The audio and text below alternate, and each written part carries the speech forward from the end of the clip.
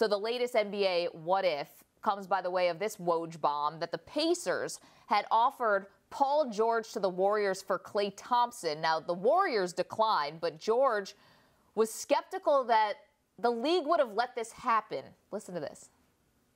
Yeah, I think that would have been the Chris Paul to LA situation where they denied that trade.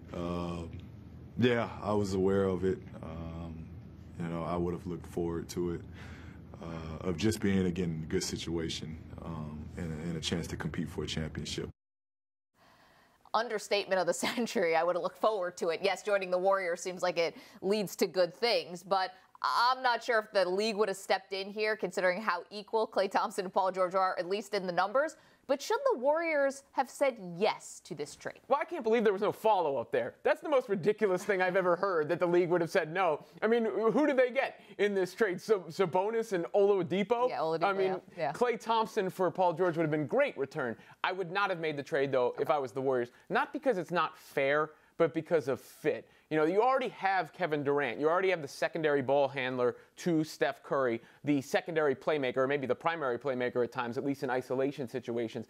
And Klay Thompson is unique. He's like a super 3-and-D player because he can go out there even when he's not scoring and lock down defensively, as we saw him do throughout the playoffs. And then he also doesn't need the ball in order to be successful. So when you have Curry, when you have Durant, and to a certain degree Draymond Green is also a guy who likes to have the ball in his hands and play make a little bit, then you don't need someone else who enjoys having the basketball. So I think Klay Thompson is actually the perfect complementary player. He just happens to be a complementary player who's capable of giving you darn near 40 and a quarter. Yeah, or is responsible for maybe one of the biggest wins in Warriors history, which was back last year when they played against Oklahoma City in the Western Conference Finals and he went off. I mean, this is the thing. You look at the numbers, they are almost identical. Klay a little bit better, 3% shooter, a 3-point shooter, and a little better effective field goal percentage. But then Paul George has got the rebound, so it almost kind of evens itself out.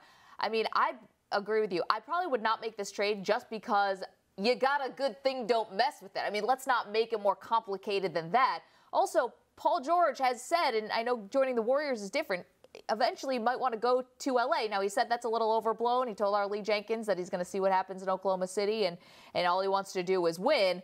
But if he ever does want to make a move, I mean, I'm not sure if Klay Thompson would ever leave. He's so in the fabric of that team. Of course, he's been in trade rumors, but I just wouldn't do it just because I don't think that what it gets you back is enough for what it might possibly take away. And you remember how upset, allegedly, Steph Curry and some of the other players were when they found out that Klay Thompson for Kevin Love was possibly on the table. So they want him around.